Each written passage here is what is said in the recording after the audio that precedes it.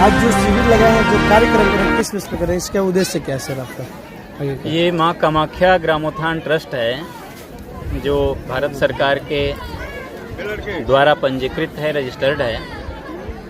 इसका शुरुआत 2014 से है। हम लोग 2014 से यह कार्यक्रम करते रहे हैं। क्रमशः धीरे धीरे संख्या बढ़ती गई बच्चों की, उसी अनुसार व्यवस्थाएं भी होती गई। इसमें पहले केवल सामान्य ज्ञान प्रतियोगिता होता था, जिसको बढ़ा के हम लोग रोड सेफ्टी तक ले आए। सड़क सुरक्षा जीवन रक्षा पर आधारित यह कार्यक्रम होता है प्रतिवर्ष। और पिछली बार लगभग 700 से 800 बच्चे सम्मिलित हुए थे। अब की बार लगभग 500 बच्चे हैं। पूर्णतः निःशुल्क कार्यक्रम है ये। प्रयास रहता है कि सभी बच्चों को कुछ न कुछ पारितोषिक दिया जाए, जिससे उनका उत्साहवर्धन हो। और यह प्रतिभूत है, क्योंकि इस कार्यक्रम की सफलता का द्योतक है कि हमको 15 दिन पहले फ़ोन आने लगते हैं बच्चों का कि सर जी ये कब होगा आपके यहाँ, कब होना है। तो हम समझते हैं कि हम लोग अच्छे रास्ते पर चल रहे हैं, ठीक चल रहे हैं। सड़क सुरक्षा जो जीवन रक्षा के बारे में बता रहे हैं सर, इससे उद्देश्य क्या है, इससे क्या लोगों की जांच? आज दुर्घटना की बहुलता सबसे ज़्यादा, आपको बता दें हम 21 वर्ष से 25 वर्ष के उम्र के बच्चों का दुर्घटनाएं ज़्यादा हैं भारत में। सबसे ज़्यादा दुर्घटना अगर होती है रोड सेफ्टी में, सड़क सुरक्षा में, तो 21 से 25 वर्ष का होता है। और उसका टाइमिंग भी है। एक डाटा के अनुसार, भारत सरकार के डाटा के अनुसार, सुबह 9 बजे से दिन के 12 बजे तक दुर्घटना ज़्यादा होता है। ये डाटा है। तो उस दुर्घटना को, सड़क पर होने वाले दुर्घटना को कम करने के लिए प्रारंभिक काल यानी पाठशाला से ही बच्चों को जागरूक किया जाए, बताया जाए, तो हो सकता है दुर्घटना कम हो। इसलिए हम लोगों का प्रयास रहता है कि सड़क सुरक्षा पे प्रतिवर्ष प्रश्नोत्तरी कहते हैं हम लोग,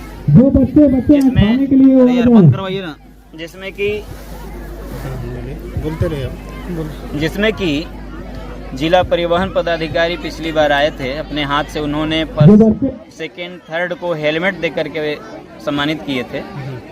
उनका ये सजेशन था पिछली बार कि आप मौखिक प्रश्नोत्तरी न करके लिखित परीक्षा लिया जाए बच्चों का। तो हम लोग अब की बार रोड सेफ्टी में भी लिखित परीक्षा लिए हैं। जो प्रथम, द्वितीय, तृतीय आएगा उनको हेलमेट दे करके उत्साहवर्धन करेंगे। और भारत को जानो प्रतियोगिता यानी सामान्य ज्ञान प्रतियोगिता में मोमेंटो न दे करके हम लोग एजुकेशनल ग्लोब लेकर के आए हैं। इस ग्लोब को देंगे ताकि उनका बौद्धिक विकास हो सके। ये उद्देश्य है हमारा और इस संस्था का। आपका संस्था का ओपन कब से हुआ सर? 2014 नवंबर 2014 से पंजीकृत संस्था है ये। ये कार्यक्रम कब तक चलता है? ये कार्यक्रम 14 से लगातार चल रहा है। और समाज की जैसी इच्छा चलता रहेगा, आशीर्वाद प्राप्त होगा, चलता रहेगा। आपको ये कार्यक्रम करने से गतिविधि समाज से क्या मिलता है आपको? गतिविधि बड़ी आनंद आता है। यह परितोष देख करके, संतोष देख करके बच्चों में, जब फोन करते हैं बच्चे कि कब होना है। चूँकि हम शुल्क नहीं लेते, किसी भी परीक्षा का हम लोग शुल्क नहीं लेते हैं और निःशुल्क पूर्णतः करते हैं। ये अच्छा लगता है। आपका ट्रस्ट में क्या क्या नियम है बच्चों के लिए? बच्चों के लिए नियम नहीं है, बच्चों में सामाजिक संस्था है ये। और हम कोरोना काल में कोरोना में दुपट्टा और मास्क का वितरण रामगढ़ थाने में किए थे। इस तरह से हम लोग करते हैं। और ये बनारस में भी हम लोगों ने हेलमेट बांटा है। बनारस में भी ये कार्यक्रम किए हैं। तो दोनों जगह ये संस्था काम करती है। ऐसा है। सेवा में क्या क्या प्रदान करते हैं आपके ट्रस्ट? जैसी जरूरत होती है, मास्क, सैनिटाइजर इत्यादि कोरोना काल में दिए। अभी पाठ्य पुस्तक में हम लोग पेन, रबड़, कटर, पेंसिल दे रहे हैं बच्चों को, कॉपी दे रहे हैं बच्चों को उत्साहवर्धन के लिए। ये सब चल रहा है। गरीब गुरबा के लिए क्या करते हैं? कंबल, साड़ी वितरण है। पिछली बार हम लोगों ने 400 कंबल का वितरण किया था। अब की लगभग 100 से 200 कंबल होंगे का वितरण करना है। लेकिन ये पिछली बार हम देख रहे हैं कि लगातार तीसरी बार लेने के लिए भी लोग आए हैं। और ऐसा दुष्प्रचार किया जाता है कि ये पंचायत के द्वारा कार्यक्रम है, मुखिया जी ने दिया है। तो ऐसा मैं माध्यम से बता दूं चैनल के, ऐसा कुछ नहीं है। एक सामाजिक संस्था है।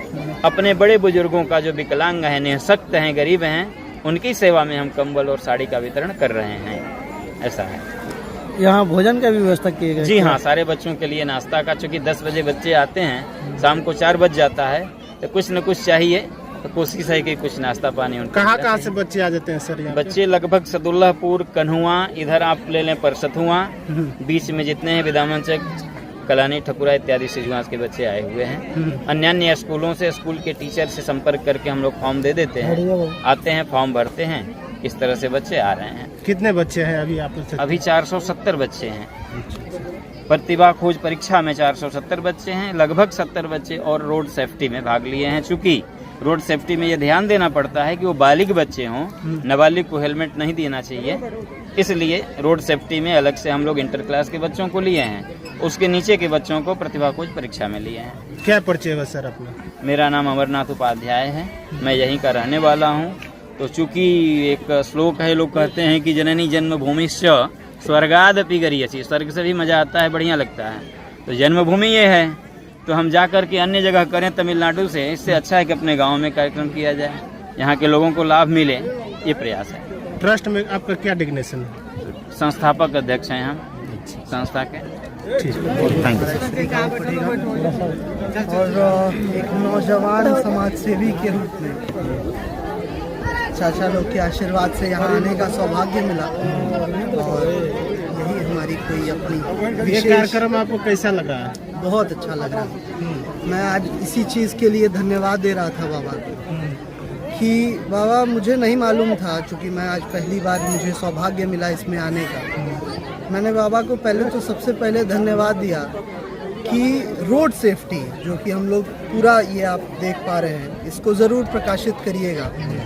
इसमें सारी एक एक चीज़ें लिखी हुई हैं, 24 चीज़ें हैं जो रोड सेफ्टी के हिसाब से, और जैसा कि बाबा ने कहा कि 21 से 25 साल के युवाओं की मृत्यु हो जा रही है, जो कि आने वाला हमारा भविष्य था, वो रोड एक्सीडेंट में कुछ गलतियों के कारण हमारा साथ छोड़ के चला जा रहा है। तो इसको बचाने के लिए, इसको रोकने के लिए, इस नुकसान को कम करने के लिए ये कार्यक्रम हो रहा है, और मुझे बहुत खुशी हुई। मैं एक बार पुनः आप लोगों के सामने इसके माध्यम से बाबा को धन्यवाद देना चाहता हूँ, और मैंने बाबा से ये भी कहा कि अगले वर्ष से मैं खुद भी प्रयास करूँगा कि ऐसा कोई कार्यक्रम मैं भी कर पाऊँ, और उसमें मुख्य अतिथि के तौर पे मैं स्वयं बाबा को आमंत्रण दूंगा और मैं बुलाऊंगा। बच्चे के लिए क्या कहना चाहेंगे आप?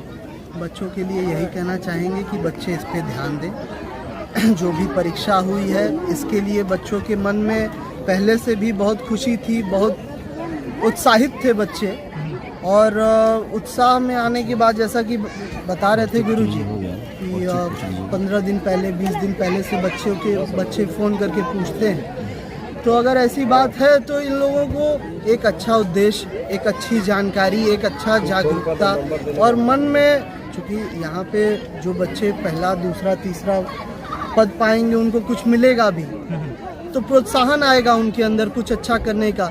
तो यही बच्चे ही तो हमारे भविष्य हैं। हम लोग भविष्य, जैसे आज हम लोग कल को भविष्य होंगे, परसों के भविष्य बच्चे हैं, कल के भविष्य बच्चे। जागरूकता के लिए है। सर, यहाँ से बच्चे चुन कर लेके जाते हैं आप लोग, तो उनके लिए क्या प्रावधान रखते हैं? उनकी उच्च शिक्षा के लिए, जिस विभाग में वो जाना चाहे, उसमें उचित शिक्षा या उचित माध्यम, उनको मार्गदर्शक, बहुत ज़्यादा तो कुछ नहीं, लेकिन